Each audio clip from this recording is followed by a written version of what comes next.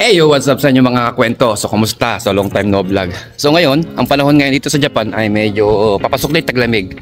Autumn na. Hindi na kagaya ng nakarang buwan na talagang yung init dito ay parang sa Pilipinas kami. So, ngayon, buti na lang at medyo talaga medyo palabig na. So, laking ginhawa na sa aming mga nasa loob ng company kasi talagang as in napakainit pagka sa loob kami ng mga company. Ngayon ay maglalakad-lakad tayo, pasyal ko kayo. Ganda lang hapon, no? So, kakigising ko lang at talagang ninais ko talagang mag-vlog ngayong araw at gusto kong sumagot ng mga katanungan galing sa ating mga viewers, sa mga gustong mag-apply dyan dito sa Japan. So, welcome na welcome kayong mag-comment at magtanong-tanong sa akin patungkol sa pag-apply dito sa Japan. So, yung mga nalalaman ko, mga idea ko, mga narinig ko, i-share ko sa inyo kahit paano magkakaroon kayo ng idea sa pag-apply ngayon dito sa Japan. By the way nga pala, isa na lang palang magandang balita sa aming mga trainee visa o SSW man yan, na kaming mga nandito sa Japan na isang magandang balita. Ito na, by next month ata mayroon namang ipinapanukala ang gobyerno ng Japan sa mga trainee visa, SSW o mga OFW dito sa Japan na mga Pilipino na itataas na naman po ang aming per hour dito sa Japan, no? So, parang ang narinig ko 63 yen per hour o kumbaga sa loob ng sumbuan mahigit isang lapad yun. Isang lapad yun, kamo na lang. So, malaking bagay yun. Sa 4,000 3,500 to 4,000 pesos yung kanilang idadagdag na sahod na naman kada buwan sa amin dito sa Japan.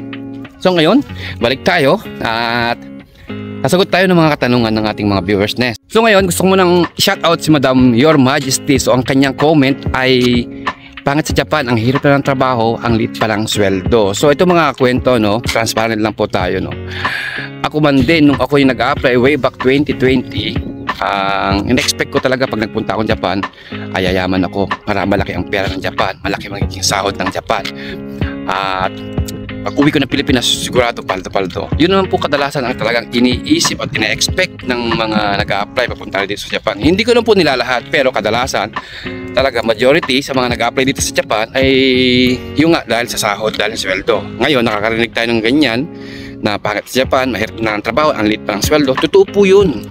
May mga company po talaga dito na maliliit lang po talaga yung mga sinasahod ng mga SSW man yan o trainee visa. Yung iba nga sumasahod lang sila ng 10 lapad, 11 na lapad, yung mga trainee visa, kasi dyan, ang nangyayari dyan, yung pong tatawag naming no work no pay, may mga company po talagang ganon. Ini-explain ko lang po ito bakit ganon inaabot yung kanilang mga sahod.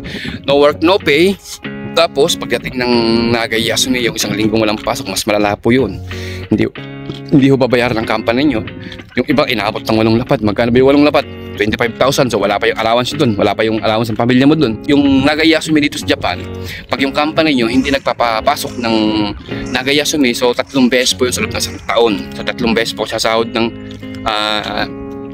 25,000 pesos. Kung wala kayong overtime, wala kayong pasok ng Sabado-Linggo, ayan, yun, pang umaga kayo. So yung kadalasang sinasahod ng mga trainee visa pag walang pasok ng Nagayasumi, walang ka-OT-OT sa kanilang mga company, ay nasa 8 lapad o 9 na lapad lang pagdating ng Nagayasumi. Magkano pa sa Philippine money yun? Nasa 25,000 to 27,000 hanggang 30,000. Yun lang pong malit na sinasahod pagdating ng Nagayasumi. So isa po yun sa mga nagiging dahilan kung bakit nakakapag-comment yung ibang tao, yung ibang trainee visa, ibang nag-apply dito sa Japan, dahil number 1 po talaga ang pasahod dito sa Japan. So well, wala naman pong namimilit sa inyo na mag-apply kayo dito.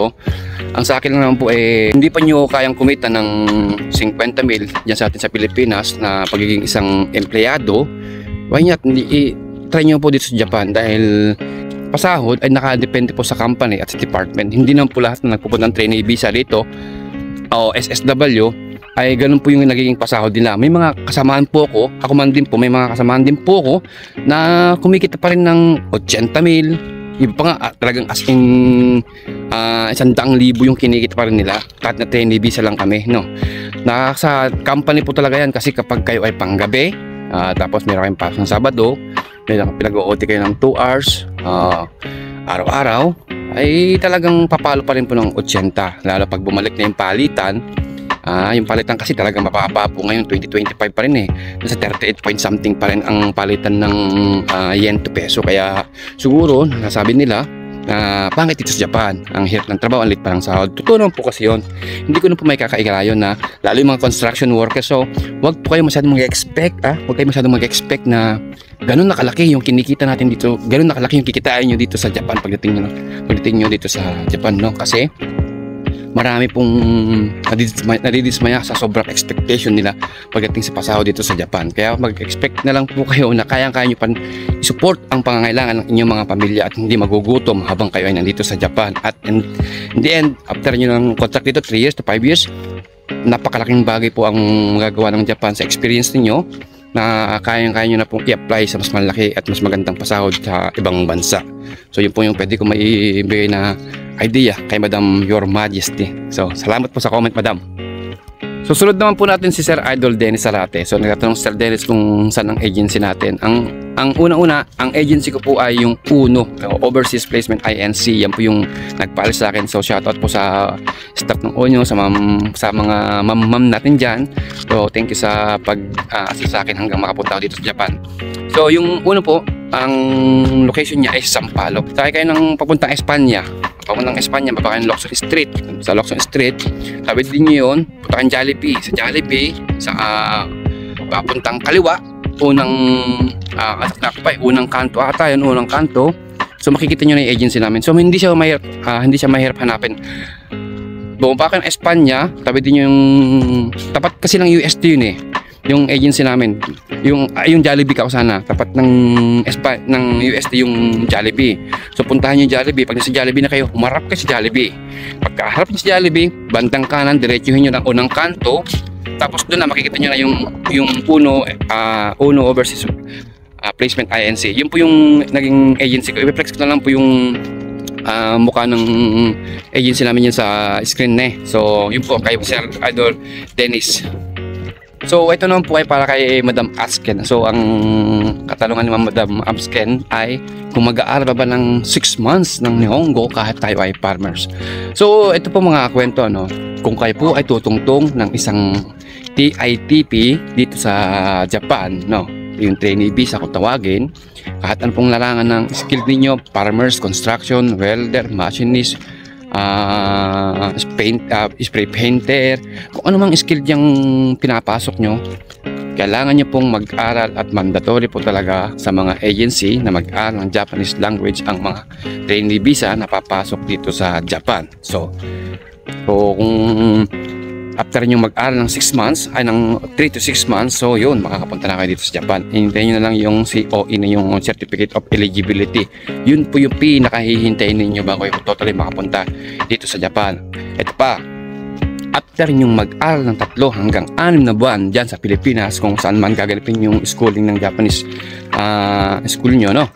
Ay mag-aaral po ulit kayo dito. Mag-aaral po ulit kayo dito ng another, sa kasada kasi tayo naglalakad ng another 1 month, 1 month mandatory po ng Japanese government na once dumating yung kanilang mga trainee visa dito sa Japan ay mag-aaral ulit mag-aaral ulit tayo ng another 1 month para i-review at dagdagan at itama yung mga particles ba, yung mga saka yung kanilang rules and regulation dito, lalong-lalo sa batas, lalong-lalo sa kanilang mga kultura, lalong-lalo sa parang rumespeto sa mga kapitbahay, sa mga tao at sa mga naninirahan dito. Yan po yung mga ituturo sa loob ng 1 buwan dito.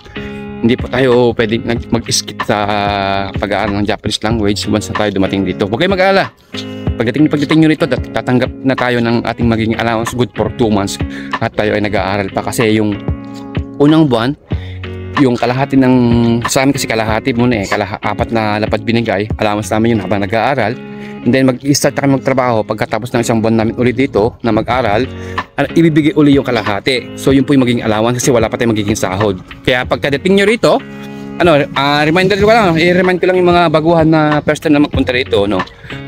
Yung ibibigay sa inyong allowance, mga kakwento, no? Yung ibibigay sa inyong allowance na 8 lapad 5, huwag niyo po ipapadala sa inyong mga pamilya kasi yun po yung gagamitin yung allowance dito sa Japan, ng 2 buwan. Pwede na kayong padala siguro kahit na sa 3 lapad o 2 lapad pala kasi talagang napakamahal ng bilihin ngayon dito sa Japan, lalo na yung bigas na 3 lapad, giri-giri po yun o alanganin po yun. Kaya binibigyan kami ng ganun kalaki na allowance para sa loob ng 2 buwan. Kaya huwag niyo pong magpadala kayo after ng sahod, ha? Huwag yung ibigay allowance niyo, baka mamaya mainggan niyo kayo ipadala sa Pilipinas para makabayad agad ng utang. Hindi po, kawawa po kayo kapag yun ang ginawa ninyo. Mangungutang kayo, yung kapwa niyo ganun lang din naman, hindi pa rin sumasahod. Kaya wag niyo po ipapadala yung inyong magiging allowance ay bibigyan ng inyong mga employer. Ngayon naman gusto ko munang i-congratulate si Sir Idol John Mark. So Idol, congrats sila sa iyo, no? So konting-konti na lang, konting kembot na lang, mapupunta ka na dito sa Japan. So ang kanya kasing comment ay, Idol, tanda mo pa ako yung nagko-comment sa iyo na Josh Vlog. So siya Idol pala yun, no? So sinunod daw niya yung naging payo na mas maganda yung ano bang mas maganda, yung mag-aral muna o yung mag-apply muna sa mga agency na ma-select muna bago mag-aral ng Japanese language. So ulitin ko po, kung kayo po ay mayroong budget naman at kayang-kaya nyo nang suportahan yung pag-aaral ng Japanese language, so wala akong magiging problema. Additional pa rin sa inyo yun, kasi pagdating ng Japanese employer, kahit papano ay makakasagot tayo ng salitang Nihongo. Advantage din po talaga yon pag tayo ay nakapagsalita kahit papano ng basic ng Japanese language o ng Nihongo sa employer.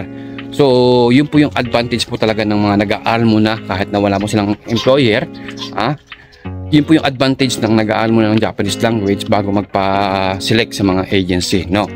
Ngayon, ito naman ang naman ng select muna bago mag-aaral ng agency. Ang kagandahan po kasi dito talaga ay meron po tayo siguradong pipirmahang kontrata, may employer na po talaga tayo, at yung pag-aaral ng Japanese language ay sagot po ng magiging employer natin. So ang sasagutin na lang natin ay yung titirahan kung saan gaganapin yung Japanese Learning Center na yan, yung inyong pangangailangan sa pang-araw-araw na pagkain sa titirahan ninyo, yung pamasahin ninyo, yung gastos ninyo sa pauwi, pabalik ng Manila. Yan po yung mga pwede nyo magastos na pang sarili, yung mga kailanganin sa school. Yan mga yan talaga. Ang ipoprovide lang ng Japanese employer, mga kwento, ulitin ko, ang ipoprovide at ang libre na tinatawag ng mga agency sa pag-aaral ng Nihongo ay yung kanilang tuition fee, ha? Wala pa tayong babayarang tuition fee once na sinagot ng Japanese employer o yung Japanese language mo ay magiging libre dahil sasagutin ng employer. Yun po yung pwede kong may paliwanag kung aral muna ng Japanese language kung saan tayo ang gagastos sa lahat ni Singkong Duling, walang gagastusin ang ating employer. Unlike sa select muna bago mag-aral na yun naman po ay sagot lahat ng employer ng inyong tuition fee, maliban lang sa binanggit kong mga ngailangan pang sarili, no? Yun po yung kagandahan sa select muna bago mag-aral. So nasa inyo naman po yan kung gusto nyo muna matutong mag-aral at magsalita ng Japanese language. So nasa inyo naman po yan, ha? So yun po yung pwede kong maibigay na idea. Ulitin ko, Idol John Mark. So konting kembot na lang, konting tiis na lang, mag-ingat ka at pasasaan darating at tapakan mo rin ang bansang Japan. So pagdating mo dito, hopefully magkalapit lang tayo para ma-meet ko din naman kayo. At pasalamat talaga sa inyo na palagi panonood ng vlog natin, na. So yun, Idol, salamat. So ito naman po ay kay Sir Idol Ponkotsu. So sabi niya, kanyang comment ay, Sir, fresh graduate ako, IT graduate, meron pang certificate NC1. Paano po, tips naman po paano mag-apply sa Japan. Ito mga kwenta, no? Tatapatin ko na kayo, ang kadalasan po talagang hina-hire ng mga Japanese employer ay yung mga skilled worker. Kung skilled mo, construction, farmers, welders, painters, machinists, yung laundry shop, baking, yung mga ganyan mga kwento. Pero kasi sa totoo lang, no, sa 5 taong ko ng pamamalagi dito sa Japan, na wala pa akong kilala na ang trabaho IT, mga ganyan ba, yung mga about sa computer. Wala pa akong gaano na-encounter na ganun. So parang mahihirapan tayong maghanap ng trabaho kapag yung ipapasok natin ay kagaya sa Sir Idol, no? So hindi naman po kita di-discourage pa para sa pag-apply dito sa Japan. Sinasabi ko lang din po yung totoo na pwede mong malaman, kasi sa tunay, kakwento, na bihira ko talaga marinig pagka ganyan yung trabaho. Kaya kadalasan po talaga skilled ang hinahanap nila dito, at yung kadalasan din po talaga at least kahit 2 years experience. Pag may 2 years experience kayo, may laban-labang kayo sa mga katunggali ninyo na nag-a-apply din at kasama yung ma-i-interview sa araw yung final interview. Hindi kagaya ng sinasabi nila na kahit na oo nga po, meron po talaga mga agency na tumatanggap na kahit walang experience, pero pagdating ng final interview, tandaan nyo po ito pagdating ng final interview at ang makakatapat ninyo ay mga may experience, so sa madaling sabi, napakababa ng chance natin, kasi nga may mga experience yung makakatapat natin, makakasabayan natin, so mas malaki chance nila na mapili ng Japanese employer kasi nasa sa kanila yung hinahanap nilang experience, na unlike sa atin na wala tayong experience. Meron pong nasiselect talaga na wala pang experience, so swertihan lang po talaga doon. Pero yung may experience po talaga ay hindi po swertihan, yun talagang pagka maganda experience mo, talagang malaki yung chance mo. So hindi ko na po di-discourage yung mga nagsasabi lang po ng katotohanan pag sa pag-a-apply now. So yun sir, kay Idol Pons yun yung kung tanong mo sa IT so mahihirapan po tayo sir. Kung meron po kayong skill dyan, kung ano mang skill yung tinatawag dyan, mas magandang yun po yung inyong gamitin sa pag-a-apply dito sa Japan. Mas malaki po yung chance natin na makapunta at makapagtrabaho pagka-skill po ang gagamitin natin. So paano? Hanggang sa muli, ako si Marvin at ito ang Bargab Experience.